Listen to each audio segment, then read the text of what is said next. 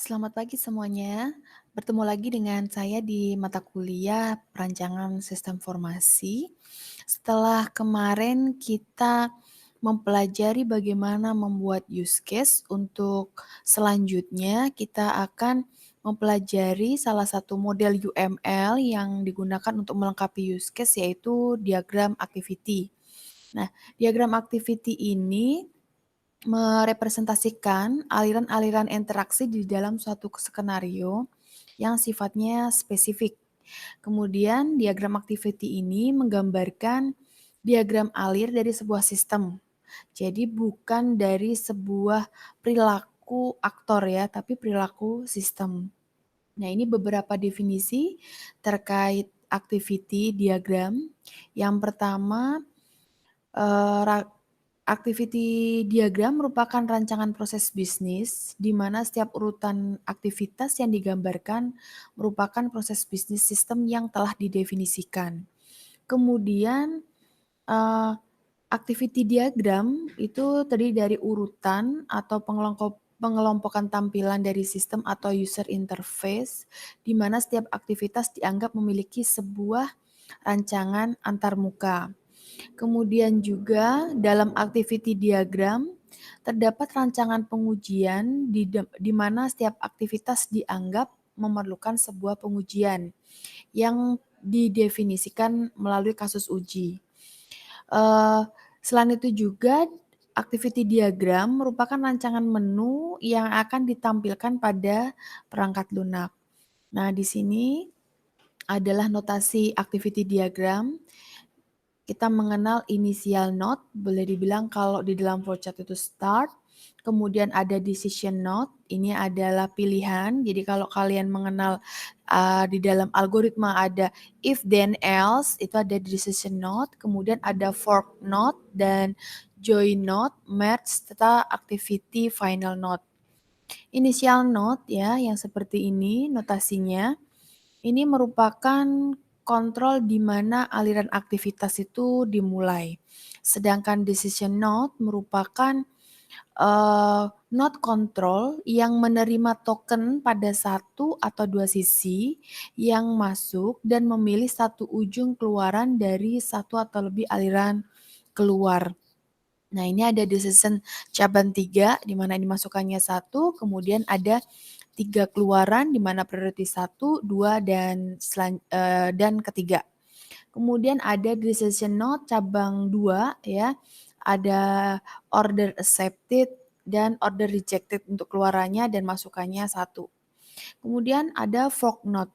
Fork node merupakan node control yang memiliki satu tepi masuk dan tepi keluar ganda dan digunakan untuk membagi aliran masuk menjadi beberapa aliran bersamaan.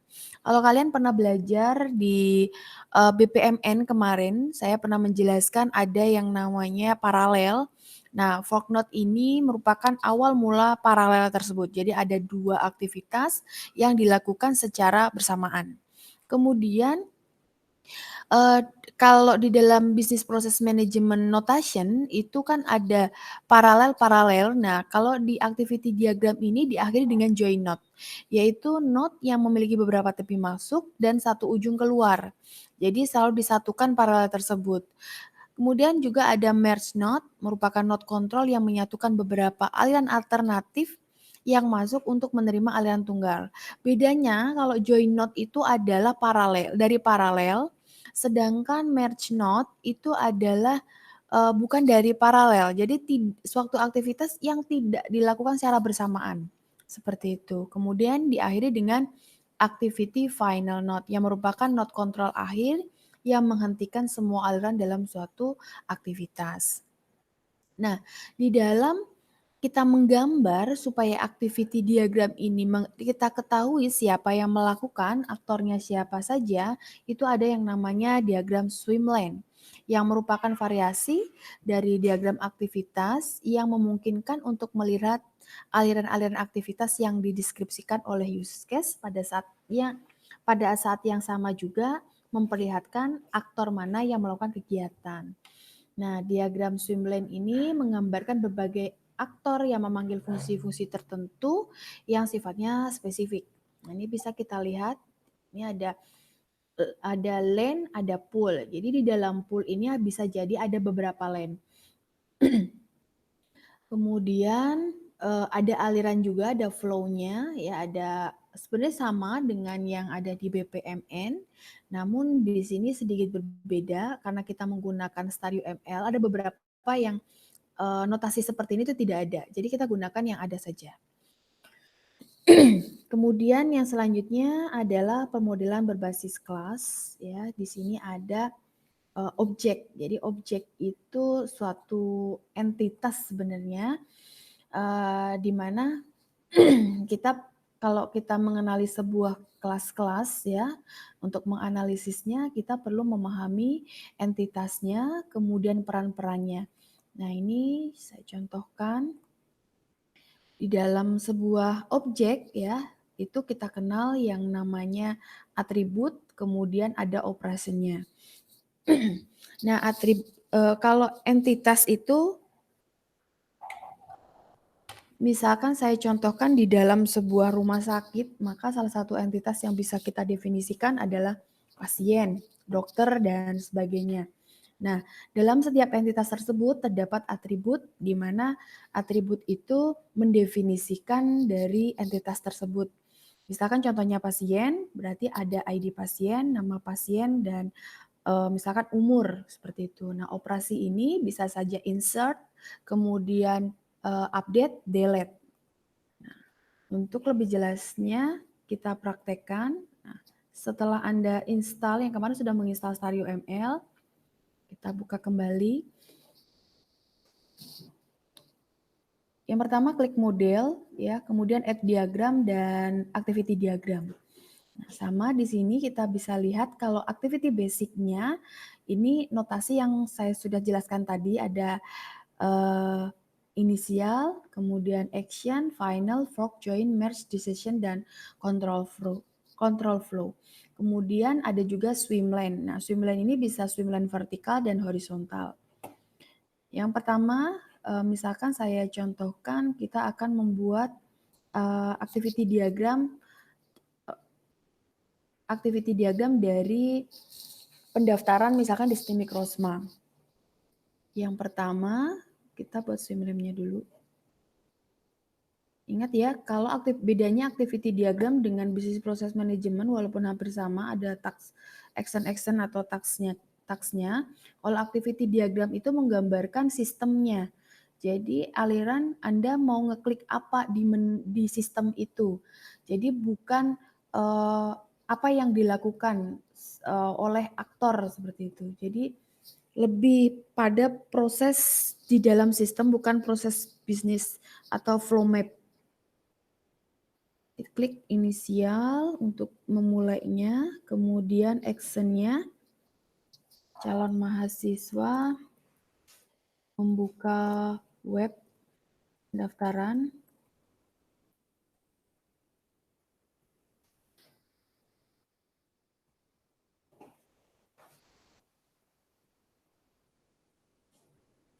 kemudian memilih menu daftar atau pendaftaran aja. Pendaftaran.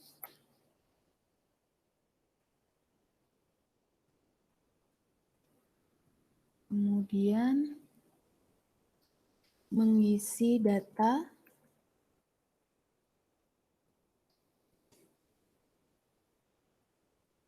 Setelah mengisi data, dia memilih menu daftar, memilih button.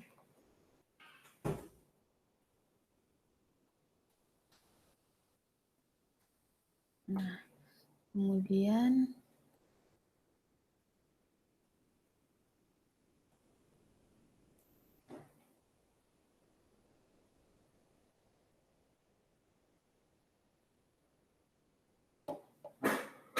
di sini ada decision, di mana decision ini jika dia benar, maka dia akan mendapatkan notifikasi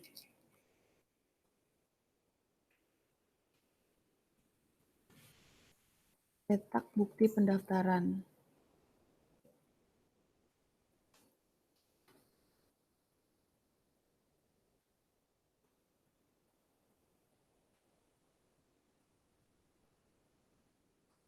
Jika masih ada kekurangan, maka dia kembali pada mengisi data atau memperbaikinya. Nah, setelah itu baru klik final. Control.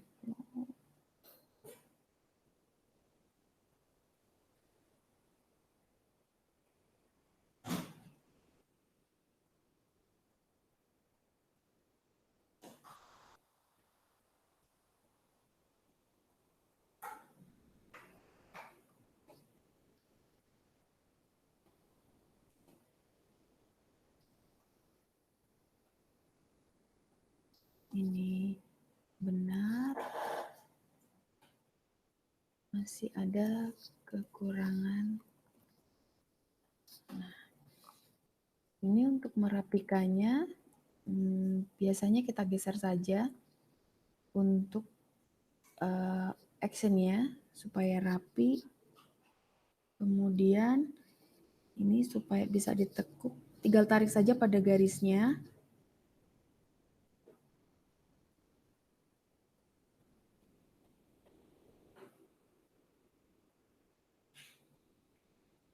Nah, ini juga sama.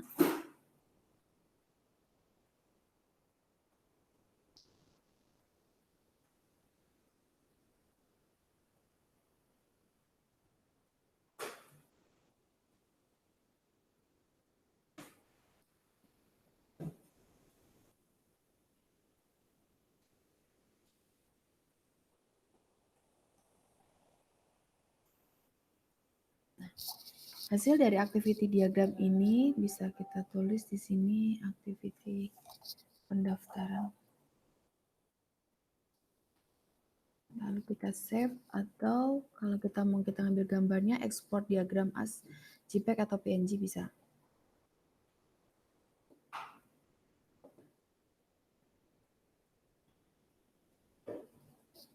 Nah, ini untuk activity diagram. Jadi kalau kemarin kita mengenal dari use case itu kan ada banyak ya, ada banyak generalisasinya.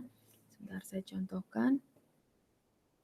Di use case ini, kemarin kita di detail itu ya, di usage detail itu kan ada generalisasi untuk menambahkan, menghapus, mengupdate login. Dan nah ini bisa satu activity. Jadi satu generalisasi ini satu activity. Bagaimana cara menambahkan, cara menghapus, kemudian aktivitas cara mengupdate. Jadi activity diagram ini nanti juga bisa membantu dari user yang akan menggunakan sistem tersebut untuk panduan seperti itu. Nah, kemudian untuk kelas diagram sama ya cara membuatnya. Kelas diagram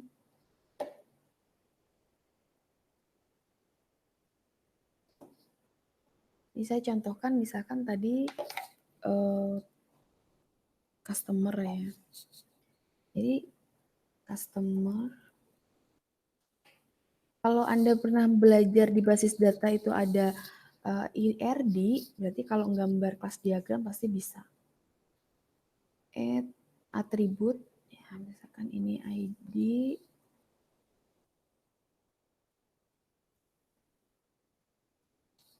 kemudian nama, telepon. Nah, ID customer ini kan menjadi primary key, jadi kita tandai dengan protected. Kemudian klik add operation, operationnya insert into untuk menambahkan ya, insert. Kemudian ada update dan delete. Misalkan lagi ini customer memberi barang, ada atribut kode barang,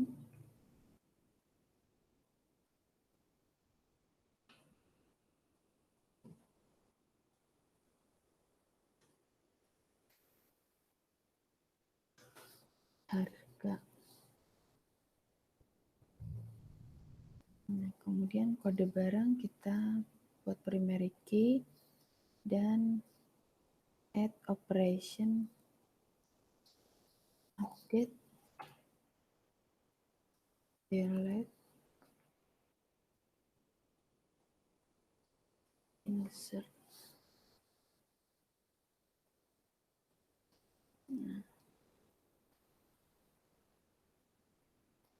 kemudian ini ada penjualan,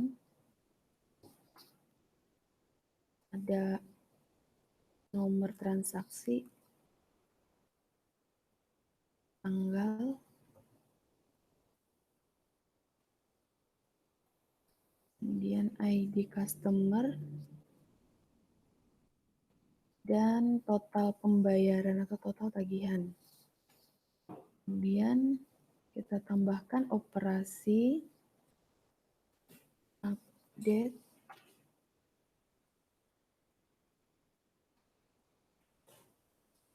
delete insert nomor transaksi sebagai primary key. Kemudian kita tambahkan lagi karena satu customer bisa membeli banyak barang, tambahkan pas lagi detail penjualan. Nomor transaksi, di detailnya nomor transaksi bukan primary key. Kemudian ada kode barang,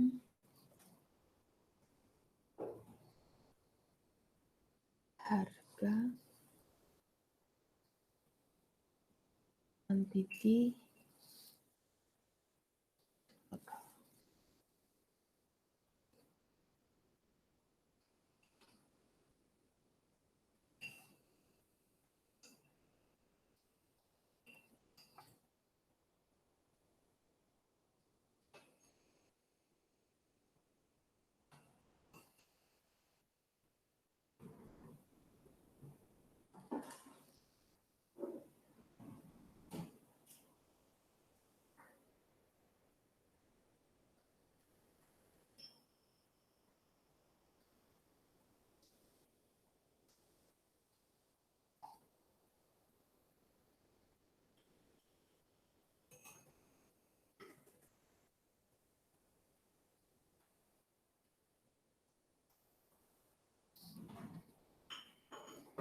Nah, di sini kita akan belajar asosiasi. Ya, ini saya jelaskan, ada di buku saya.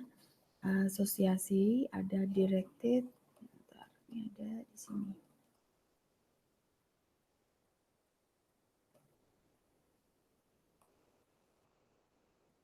Nah, asosiasi atau kita ini masuk pada relationship. Yaitu relationship adalah menghubungkan beberapa objek sehingga memungkinkan terjadinya interaksi dan kolaborasi di antara objek-objek yang terhubung. Nah, yang pertama bentuk relasinya adalah asosiasi. Ini merupakan relasi struktural yang mengspesifikasikan bahwa satu objek terhubung dengan objek yang lainnya. Relasi ini tidak menggambarkan larian data, sebagiannya terdapat pada pemodelan desain. Jadi dia di dalam relasi asosiasi ini ada dua jenis, yaitu unidirectional association dan bidirectional. Kalau unidirectional ini hanya satu ya, jadi misalkan contohnya ini ada supir taksi ya. Objek supir memiliki unidirectional dengan association objek taksi. Ini berarti objek supir dapat memanggil objek dari taksi, tapi objek taksi tidak dapat memanggil objek dari supir. Sedangkan bidirectional itu bisa kedua-duanya. Jadi objek supir bisa mengambil taksi, taksi bisa mengambil dari objek supir. Kemudian ada aggregation, yaitu bentuk khusus dari asosiasi di mana induk terhubung dengan bagian-bagiannya. Nah, aggregation ini mempresentasikan relasi has-a, artinya sebuah kelas memiliki atau terdiri dari bagian yang lebih kecil. Nah, ini contohnya. Departemen ya merupakan bagian dari perusahaan seperti itu. Nah, paling tidak satu perusahaan itu memiliki satu departemen atau banyak seperti itu. Nah, ini contoh agregasi. PC memiliki bagian, salah satunya yaitu speaker, CPU, keyboard, monitor, dan mouse. Nah, CPU memiliki ini seperti itu. Nah, kemudian ada multiplicity ya. Multiplicity ini ada 0, 1, 0 atau satu bagian. Berarti notasi n-nya ini 0, satunya m, menerangkan n sampai bagian m. Jadi 0 sampai 1 seperti itu. Kemudian 0 bintang itu tak hingga pada jangkauan bagian termasuk kosong. Jadi bisa 0, bisa 1, 2, 3 dan seterusnya. Kemudian 1 berarti tepat satu bagian. Kemudian 1 bintang berarti sedikitnya 1 dan sampai banyak seperti itu. Dependensi ini ada aliran bentuk gambarnya saja ya, ada yang terputus-putus ya seperti ini. Kemudian ada generalisasi. Nah, ini di sini sudah saya contohkan ya. Ada asosiasinya seperti ini contohnya. Kalau dalam asosiasi pasti Anda kenal pernah ya one to one to many, many to many. Nah, kemudian ada composition ya. Kemudian ada aggregation. Ini saya bacakan, kalau composition jika sebuah kelas tidak bisa berdiri sendiri dan harus merupakan bagian dari kelas lain, maka kelas tersebut memiliki relasi composition terhadap kelas di tempat dia bergantung. Nah, ini digambarkan sebagai garis dengan ujung berbentuk jajaran genjang dengan warna hitam. Kemudian dependensi, kadang sebuah kelas menggunakan kelas lain. Hal ini disebut dependensi atau ketergantungan. Umumnya penggunaan dependensi digunakan untuk menunjukkan operasi pada suatu kelas yang menggunakan kelas lain. Nah, ini sebuah dependensi dilambangkan sebuah panah bertitik-titik. Kemudian aggregation, ini mengindikasikan keseluruhan bagian relationship dan biasanya disebut sebagai relasi mempunyai sebuah atau bagian dari. Sebuah agregasi digambarkan dengan garis dengan jajaran genjang tidak berisi, jadi tidak hitam. Kemudian generalisasi, yaitu sebuah relasi generalis sepadan dengan sebuah relasi inherent atau turunan pada konsep berorientasi objek. Nah, ini dilambangkan dengan panah yang tidak solid.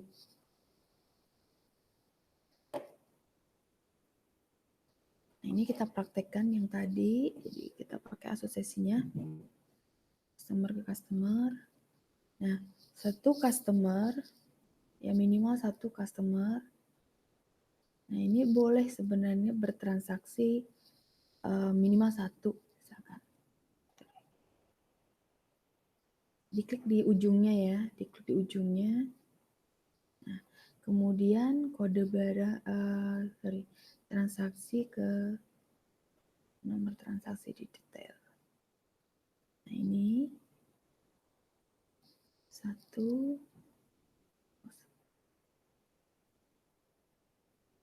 kemudian di sininya banyak.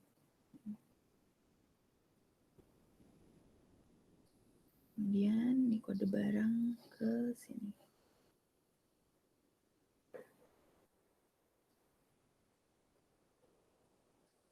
Satu, di sini juga satu. Nah, ini relationship-nya. Gambar kelas diagram. Sama caranya menyimpannya file save, kemudian untuk mengambil gambarnya, ekspor diagram JPEG atau PNG. Kelas diagram save. Jadi itu contoh activity diagram, cara menggambarnya, dan kelas diagram. Jadi kalau untuk perancangan itu Anda tidak menganalisis harus ada entitas apa saja, tapi Anda tinggal merancang dan menggambarnya. Hasil analisis itu menjadi panduan Anda untuk menggambarkan atau merancang, memvisualisasikan dari visualisasi dari model. Nanti selanjutnya di dalam e-learning itu saya sudah menampilkan ini ya, perancangan sistem informasi. Di sini kan ada kuisnya ya. Di kuis itu dalam contoh kasusnya ada beberapa prosedur ya. Ini ada prosedur penjualan dan retur penjualan, kemudian ada prosedur pengeluaran motor dan warehouse unit, kemudian ada pembelian dan retur pembelian. Nah, nanti kalian gambarkan activity diagramnya dari prosedur-prosedur yang ada di sini. Jadi ini akan menjadi desain untuk aliran dalam sistem yang akan dibuat. Nah, kemudian juga kalian sedikit coba merancang ya untuk kelas diagram dari sistem ini, sistem yang penjualan yang ada pada case kasus yang telah saya sajikan. Nanti untuk atributnya bisa dikarang saja karena memang untuk membuat sebuah atribut itu Anda harus melakukan, kalau di dalam basis data, Anda melakukan normalisasi. Pasti masih ingat ya bagaimana itu cara menormalisasi, bagaimana tiba-tiba ada tabel A, B, C, seperti itu. Kemudian ada atribut apa saja, kemudian mana yang primary key-nya. Nah, itu Anda bisa sedikit belajar kembali di basis data. Itu saja untuk pertemuan kali ini. Semoga kalian bisa mempraktekkan, memahami, dan mempelajarinya lebih lanjut. Nanti ketemu lagi dengan saya di kisi-kisi UTS, yang dimana kisi-kisi UTS nanti saya akan menyajikan soal UTS-nya, dan kalian tinggal mengerjakan. Nah, ketika pas UTS, Anda langsung mengumpulkan. Jadi case-nya adalah berbasis project. Saya tutup pertemuan ini. Wassalamualaikum warahmatullahi wabarakatuh.